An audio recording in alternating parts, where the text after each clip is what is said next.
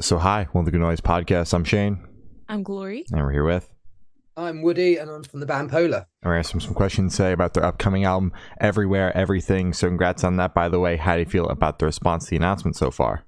Yeah, it's been amazing. It was hard to really kind of put it into a feeling because for ages we've had this album and we've been quite quiet on like social media, so you never know your place still exists if you disappear for that long and then you come back with something. So yeah, it's very overwhelming. It's amazing to like see people really connect with it. Mhm. And it feels like the hard work has kind of had a bit of a payoff, which is good for everyone. I think, that's good for morale. Like, I think all the time we were doing the record and we were in the pandemic and we really pulled away from social media, and I think that was about 2 years. Self-esteem and like mental health really takes a knocking in those periods because you just don't know what's on the other side. So now we've released stuff, it didn't sink like the Titanic. So I'm very, very glad that hasn't happened. And people have actually, said a lot of kind words and really got on board with it.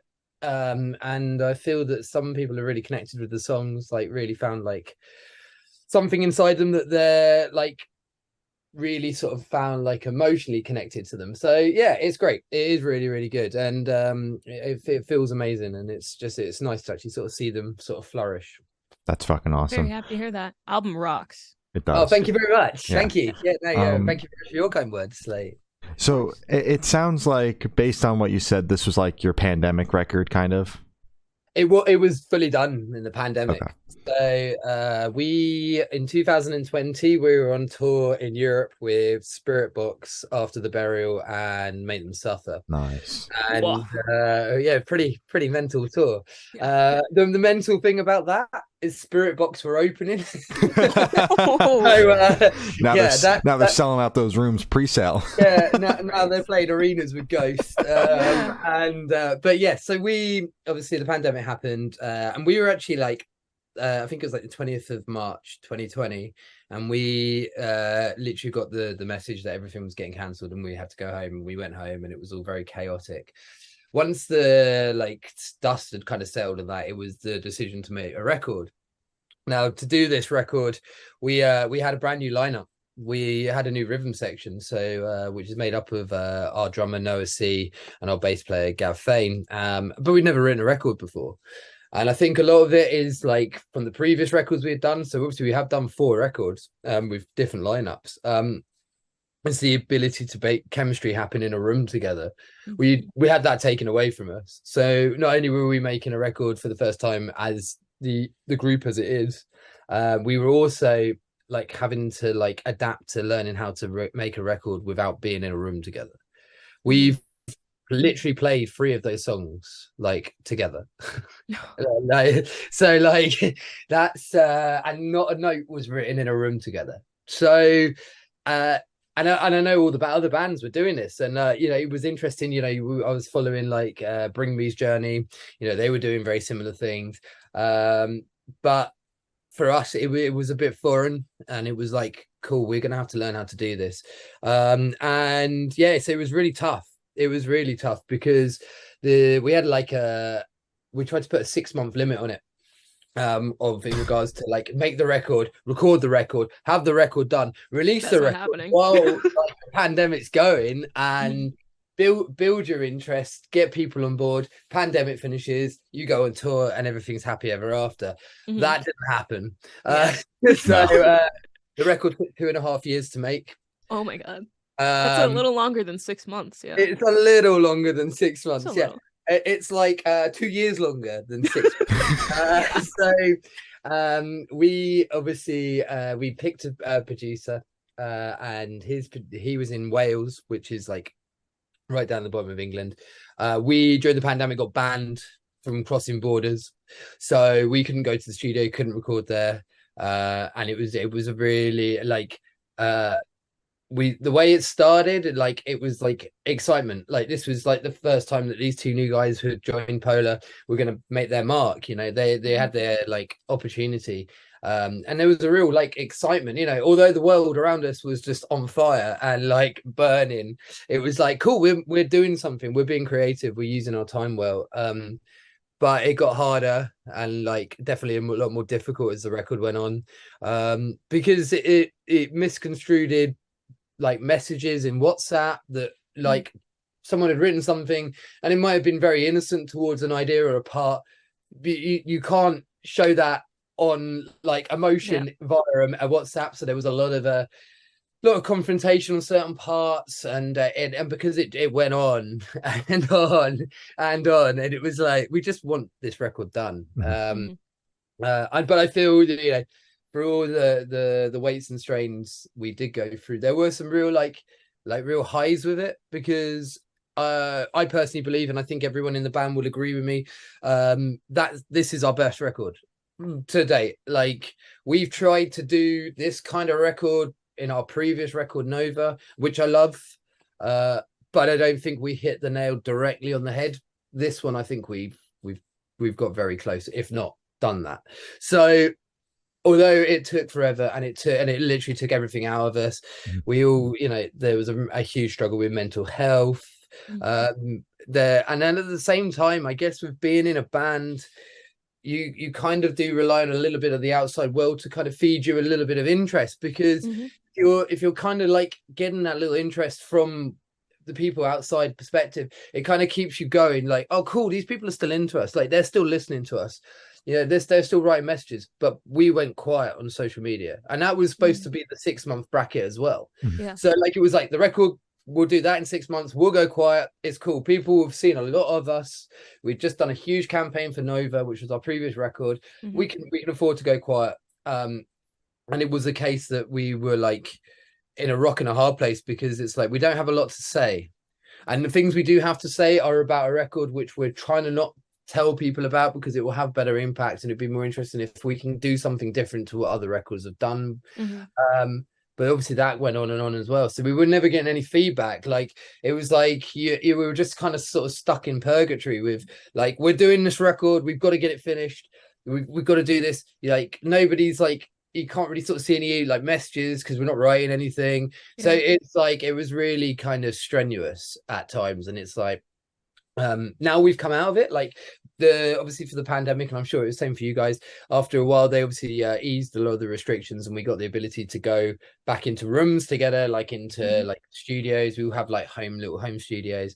We were going around each other's houses, but like, relationships changed, like they do change. And I think the major thing with the pandemic that I can really sort of look at from the musical side of thing is, like, we went into it in like a certain like connection and a certain mindset, and we've come out very different. And that is no fault of anyone in the band. Everyone's just gone through a massive life-changing situation, which is mind-blowing. So I think that we had to come out of it. When we started getting together, we had to rebuild a record, and we had to rebuild our relationships.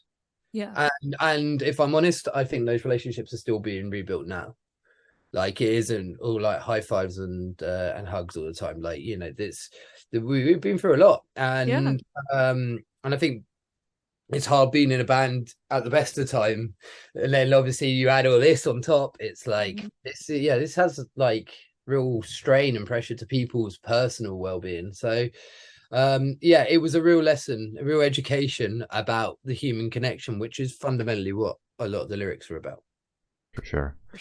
Probably answered about a million questions then, sorry. And I will talk. I've been doing these like every night, so I'm kind of like bang bang bang bang bang. So tell me to shut up. I will just keep talking and talking. So it's okay. That's cool. But since we're on the topic of the writing process, like, I'm curious how you guys kind of created that spark, with it being first record with new people in the band and like everything socially distanced. How were you guys able to like make that spark? I think that this came from the music, because we had like two very accomplished musicians join our band. Now, nobody that's been in previous members of Polar haven't been accomplished. These guys just had maybe something different to offer than the previous guys. And that just meant that there were new, fresh ideas on the table, and fresh perspectives. With these two guys that had been close to our band without being members before, so they'd watched the band as from an outside perspective. So suddenly they were brought in as an inside perspective, and they're like, how about this, how about we do this?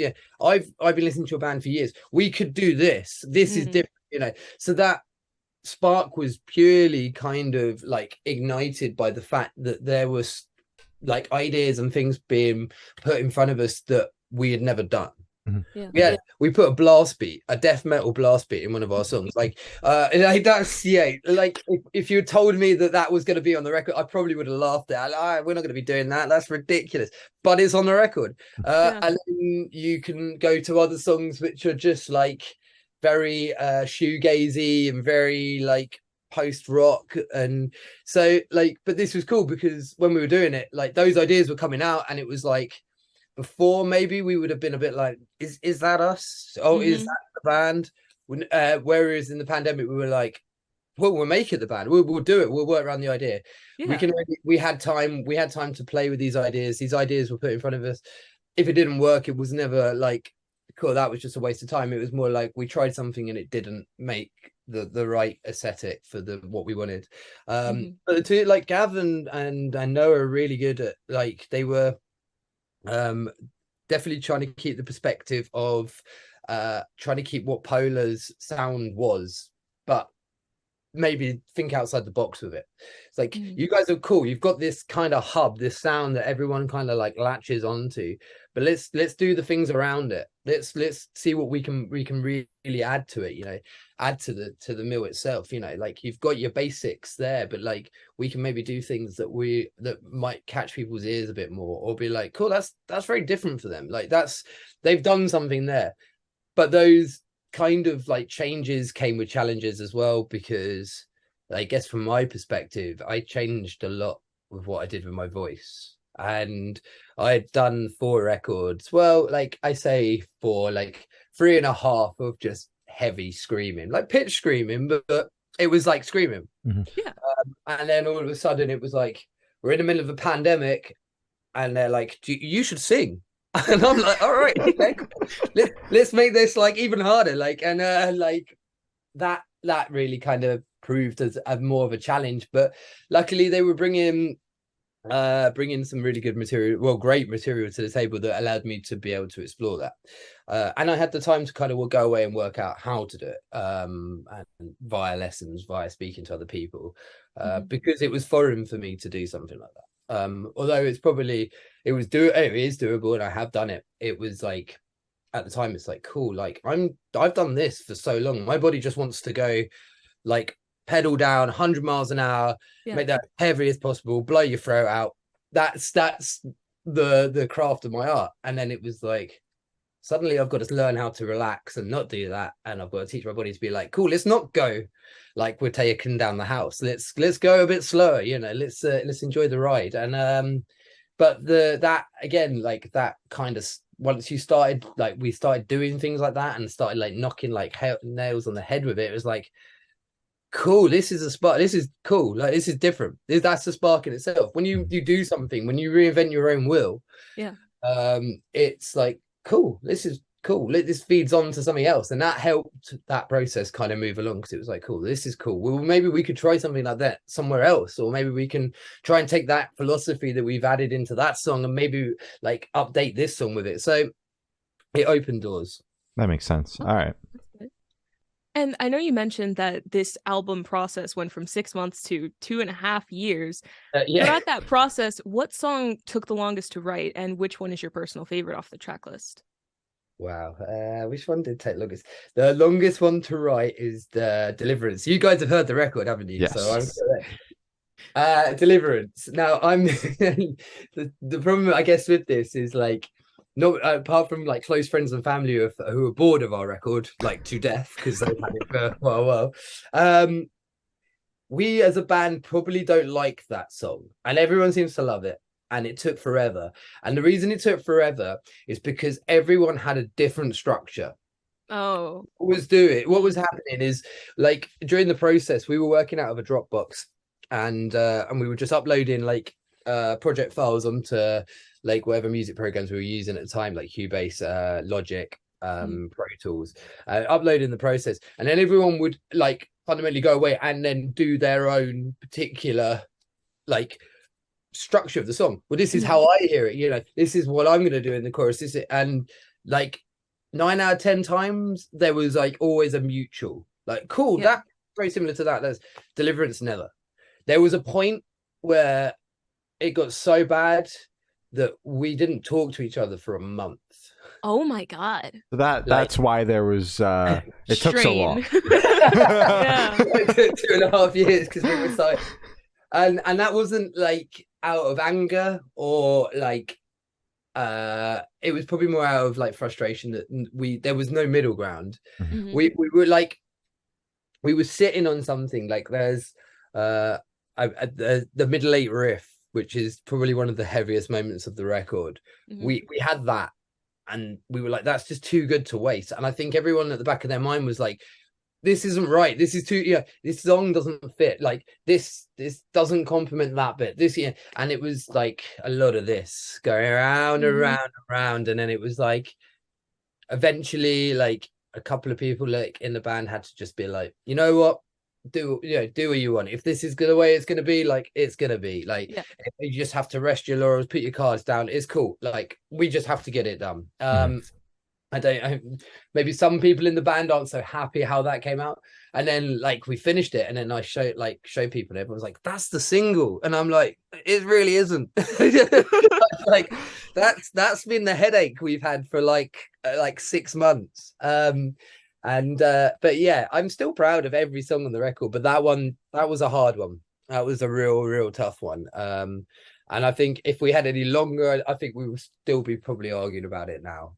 And in regards to my favorite, probably Baptism of Fire, which is the last track. Because I fundamentally did a lot of different stuff with my voice on that. And that's interesting for me. That was like a real cool interest point, because it's like this is us reinventing our wheel. Like this is us opening a new door and being like, we could do this in other ways. We can do, like, suddenly like the polar like box got a lot bigger with that. And I found that quite like inspiring, like to go forwards in future writings. Is like that gave me confidence as a singer to be able to do that stuff, and then be like, maybe we can do more of this. Maybe this does work. Because like when I approach that kind of song, I'm like, I don't know if I can do this. I don't know if I can sing like this. I've not built a career doing these moments, having songs like this. So when we kind of did it and it was fun, it finished and it came back, I was like, well, that sounds really cool. Like it gave me the confidence to be like, we can maybe explore these avenues a bit more musically, because it opened doors, which is a great feeling. It's like, cool, like we've done something different and it doesn't suck. Hell yeah. So even with all of this like headache and frustration, would you try writing separately again for like the next record? Probably not. No. Yeah, no. That's what I thought. I think that was the one thing, is like we had to act and like write accordingly to basically what we were being dictated to, what we could do, really. I think if the world had stayed the same and like the pandemic hadn't happened and all the lockdowns hadn't happened, we would have probably written the record in a room together. Would it be in the same record? Probably not. Like I think the frustration and the restlessness and the anger and all the stress we put ourselves through, that made the record. On reflection, that really drew out those parts of us that necessarily wouldn't have been pulled out if we hadn't had to been put through such a vigorous task. But there were little things in those situations and those processes that I did take away and be like, well, maybe we can do certain parts, maybe we don't have to always be in a room together. Like maybe there are points when we can be like, we can just do this over a Zoom, or everyone can do this in the comfort of their own house. There's certain little things we learned that we could do that if we hadn't had the pandemic, we wouldn't have known about. So there were little, like, as I was saying to someone the other day, like little pockets of sunshine in a lot of rain. And those little pockets of sunshine were like kind of little bits of moments where we're like, we could potentially use these in future writing situations. For sure. 100%. And I appreciate how open you've been, like, not only about like how difficult the writing process itself was, but like the turmoil that you guys were going through, like as a band. Like it could be so easy for you to like act like everything was fine, you know, but I appreciate like you giving a lens into what was happening between you guys, you know. I was thinking about this before, like about 2 months ago, because I knew a lot of these kind of like interviews and questions were going to come up, and I was like, I watch a lot of bands like interviews. I read a lot of bands interviews, and there's always a degree, because you've got to go into it positive, because you're promoting a record. Like, you want people to listen to that record and take it away, make it their own, have a great experience with it, connect with it. But like, in my head, I'm like, people need to know that this is not plain sailing. Like, we are fundamentally a ship in a very choppy sea most of the time. And like someone said to me, yeah, like, do you think the band will die? And it's like, death looms over our head 24/7 and it won't go away. Like, your mortality as a band will sit there, and it will sit in the back of your mind. Like, any moment this could end. And during the pandemic, any moment that could have stopped. There could have been a point when we just went, you know what, this ain't working, let's just cut it. But we did, gladly and very happily we didn't. But it does have an incredible strain on like on people's well-being and mental health, and I don't think that gets talked about enough. No. Like, being a creative, like, you pour your soul, like every inch of your body, every drop of blood in your veins goes into that. And like, that is a draining process, because you're trying to give everything, and then like, if it doesn't feel like it's working, it's hard. If you don't agree on something and you feel like you're butting heads and you're not agreeing on moving forward, well, that creates stress. And it's like, everyone wants the best out of it, but sometimes it's like you can't find that route out to find the best way. And it has incredible pressures on it. And I mean, we're super proud of everything we've done with the record, but yeah, it really took it out of us, like all of us. And as I think I said earlier, like, we're rebuilding those relationships. Like, I'd love to sit and tell everyone that it's sunshine and rainbows and we're having the best time and life's a beach and, you know, the sun's always shining, but it really isn't. Like, when you overcome one challenge, there's another challenge to overcome. You jump over one hurdle, well, you've got another 10 hurdles to keep going. And for us, it's like, we are now hungry to survive and progress, and whatever we achieve, wherever we go and whatever we do, I feel coming out of it that every single one of those achievements is going to be a real victory to us, because I'm under no like false illusion that this at any point could just be like, you know, this is done. Like, someone's been pushed to their edge. Like, this is, yeah, the relationships between us, they'd never remolded. Yeah, all of that was a very big possibility. So I think I think it's important. Like I want people to, like, younger generations to come and join bands, and I want them to go out and I want them to experience it, and I want the new wave of bands to come out, but I want those bands to realize sometimes that, you know, it's like, you're going to achieve great things. You're going to have those real highs. You're going to, you know, write a song that everyone loves. You're going to play some of the biggest festivals in your career, but it's not all like party time. You know, this is not the 80s. You're not in Guns N' Roses. You're like, yeah, money's tight. Like gigs and tours are very hard to do currently right now. And you just have to make me realize, like, take care of yourself, like, think about your mental health, like, put yourself out there, put everything into it. But your well-being, personal well-being is super important, and I think that does just unfortunately get overlooked, because everyone wants to portray the perfect image of, like, I'm in the sickest band and everything's really cool, but they're sometimes scared to show that side, that they are vulnerable, that they do suffer, that you know, when you read those bad YouTube comments, that they do affect you. You know, when you see your band's like plays slightly lower than the band, you know, that, you know, it's like competition. Yeah, it's all of that stuff can affect it. So like, I just think it's important that gets spoken about more and gets highlighted. Absolutely. Completely agree. So how'd the track list for the album come about? Did you guys write the opener be the opener, closer be a closer? Did you shuffle around and see what fits? What was that process like? We had some time on our hands, so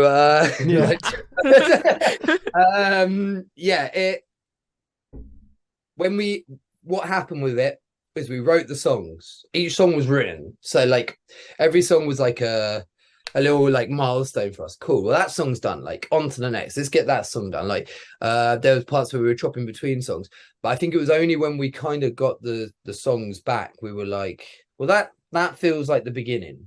That feels like your middle. That like I guess we always try and make it like where the album it feels like you're on a journey. You know, it's very Lord of the Rings kind of esque. Like, yeah, you're going to be on those high moments, and there's going to be like some drop downs. So we kind of we tried to consciously make the record feel like that journey was being made, and we used songs to make that journey possible. So like songs like Rush, Everywhere, Everything, Baptism of Fire, Winds of Change.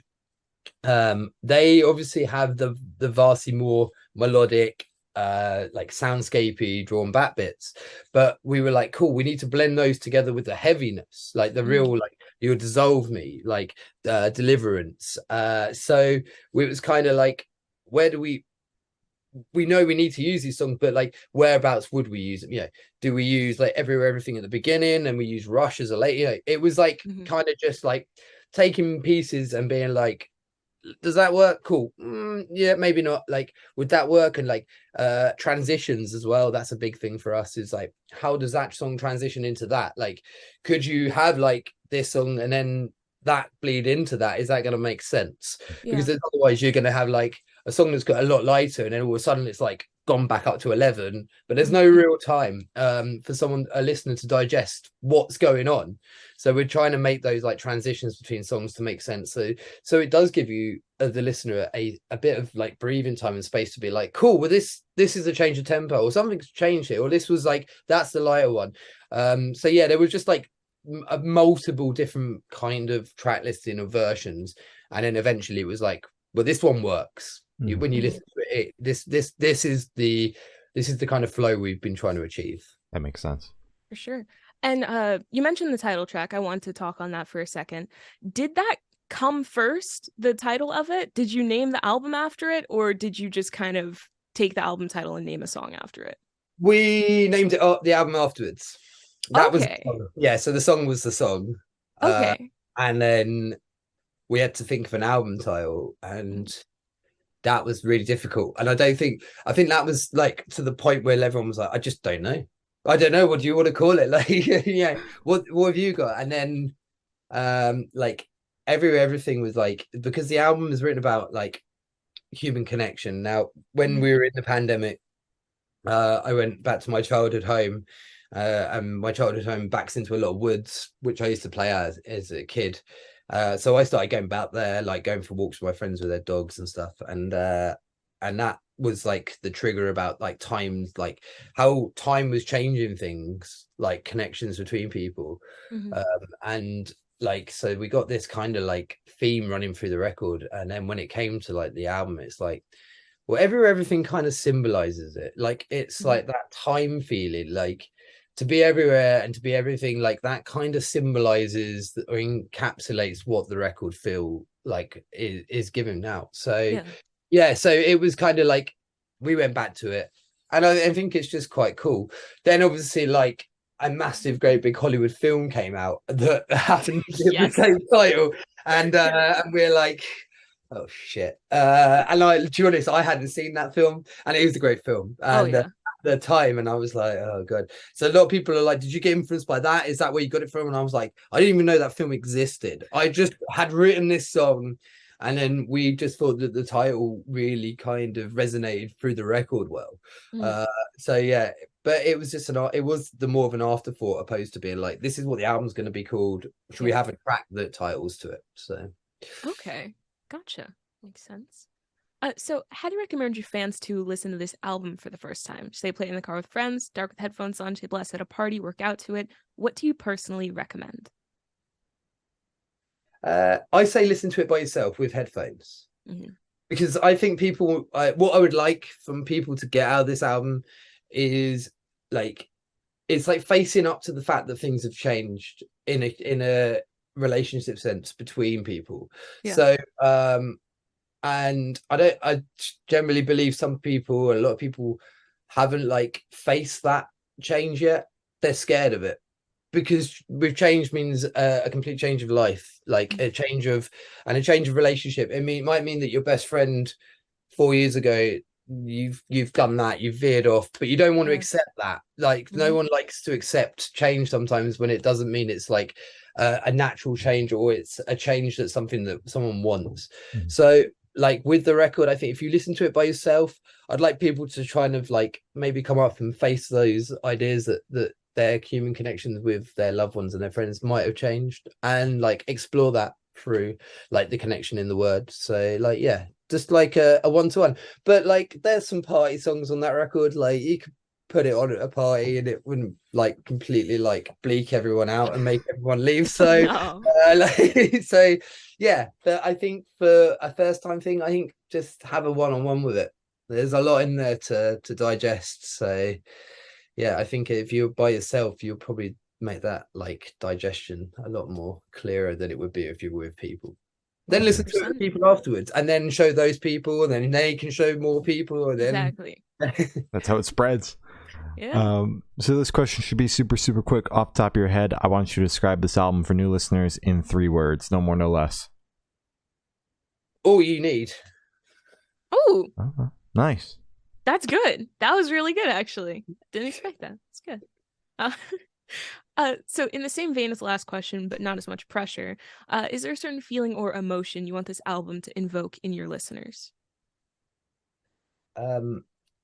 Yeah, I want it to give it should give you a feeling of hope, because the stuff I sing about and that I've written about is like, yeah, things have changed, situations have changed, people have like come and gone, people have unfortunately left us for life, but whatever happens, you can make it through. And that's what this record reflects. It reflects a feeling of hope. Because as I said earlier, at any point this record could have just been like, you know what, we're done, let's just not do this. But we didn't, and we didn't because we had hopes and dreams for it. So I want that to be a resonance to what people get out of it. I want it to be seen as a picture of hope.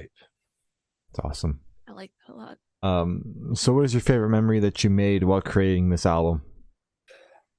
We went and lived in a place called Cardiff, which is in Wales, when we finally were allowed to go to the studio. And we basically got an Airbnb, like a 9-bedroom house, and we used it as a hub. So in the days we would go and record like and track the album, and then in the evenings we would just kind of live in like a bit of a family. We have a long-time collaborator called Ellie Price, and she's on Rush. You'll hear her mainly on that. She's on every record. And she fundamentally, sometimes she's a bit higher in the mix, sometimes she's a bit lower, but she writes with us. She's just as much of a member of the band as we are in an album sense. She doesn't tour with us, but she was there as well. She came with her boyfriend, who's also a musician, and it was cool because like most nights we would have dinner together, and then we would just have like the demos, and we were just going over them, and it was like have a couple of beers, have a laugh, and it was just like suddenly all of the stress and the pressure we had gone through getting to that point kind of left. Like that house was just like, this is fun, this is cool. Like when we got to the end of that process, I generally was really sad. So it was like that this is what it should have felt like to make the record. But unfortunately we had to go through a lot of a struggle to get to this point. And that was like a real high. It was like everyone walked away from that like being like, cool, we just kind of just hung out and having breakfast in the morning, and like it was just like, and we'd obviously not been able to do that as well. It just like heightened the experience once we were like, it felt like we were being naughty, like we're doing something that we shouldn't be allowed to do. We shouldn't be in the house with 9 other people we don't know, but it was allowed. So yeah, and that gave us the real buzz. That was like the moment when it was like, cool, this record's gonna be really cool, it's gonna be good, like this, we've done all right, this is gonna be really good fun. Awesome. Makes me very happy to hear that. So for this question, I want you to picture you're on tour. You're at a gas station for a rest stop. You're going in. What is your snack of choice? Oh, snack of choice. I'm quite there's an ice cream in I'm sounding really bad. I'm generally quite healthy. I try and keep myself quite healthy, but there's an ice cream called King Cone in Europe, which is about this big. Oh my god, quite addictive. There's a lot of chocolate and a lot of vanilla in that, and a lot of calories. They don't count on tour. Yeah, calories don't count. No, you can burn them off. Like that's what the 30-minute stage does. Exactly. Yeah, like. They are addictive and they look great as well. You know, when the food looks good, like you're like, I just need to have you, like eat you. You look great. And that's the problem is they sell them in every single services. So you're like, maybe one more, you know, it's five too many in one day, you know, like things. That's the kind of situations I've been in. But yeah, so King Coat, like generally, I'm quite a sucker for ice cream. Fair enough. That's fair. Perfect. So on the topic of food, if the band was a dish, what dish would the band be and why? Oh, that's a tough one. We ask the hard-hitting questions here. You do ask the hard-hitting. I don't know what we would be. Like a burrito. We'd be a burrito because we are literally many layers of greatness. And there's always a little trick at the end of it. Hell yeah. I love it. So for these last couple questions, we're actually going to shift away from music, if that's okay with you. Yeah, go for it. Perfect. So we're actually going to go straight to death row. Boom. So if you're on death row, what would your last meal be with a drink? Well, it's death row, so it's the end, isn't it? That's like severance. That's like a boom, you're done. It would have to be like a glass of champagne and a lobster. A whole lobster. Oh, you're going out with a bang, yeah. Oh yeah, it's your last meal. Like you got, maximize. I mean, I don't know if depending what I've done to get to that point, I don't know if that would like, you know, being quite frowned upon. Like, he's celebrating with a lobster and a glass of champagne, but you know, it's your last meal, so yeah, go all out. Exactly. Oh, yeah. Why not? So if you could live in one fiction world for a week, where would you live? I got hooked on a TV series this year, like hooked, and I'm dying for season 2. But I don't know if you guys watched a series called Severance on Apple TV. Highly recommend it. But they live in like the synopsis is that you don't know what your body does when you're at work, and it doesn't know what you do when you're outside of work. But they live in this like town, and it's all like very picturesque. Well, I guess it's the premise of the show. So wherever that town is, I want to live there. I think it's filmed in like Portland, but like I might be wrong. All right. All right. Going to Portland. So I have the honor of asking the last question. Every single person we've spoken to has actually said it is the most important question. Okay. What is your favorite color? That's the difficult one. That's even harder. Like, yeah. I wear a lot of grey, but is grey a color? Technically, it's a shade, but I will take grey as a color. Technically, it's a shame. That's cool. I didn't know that. Yeah, I can use that. Can I keep that? Oh, dude, take it. Oh, cool. Tomorrow, I have literally. You know, grey is a shade, actually, not a color. I'm going to be using that. Yeah, but I wear a lot of grey, so if that can work, yeah, grey suits me, I think. All right, perfect. We'll take it. So as Gloria said, that's all the questions we have today. Is there anything that you would like to plug? Obviously with the record, Everywhere Everything comes out on the 13th of January. Just want to say thank you to anyone that does listen to it. Takes time to connect with it. Thank you very much for the great interview and for some amazing questions. I'd love to do it again. Oh yeah, us too. We'd love to have you again. Thank you very much. All right. Well, thank you for South. That's been Woody from Polar, and we have been the Good Noise Podcast.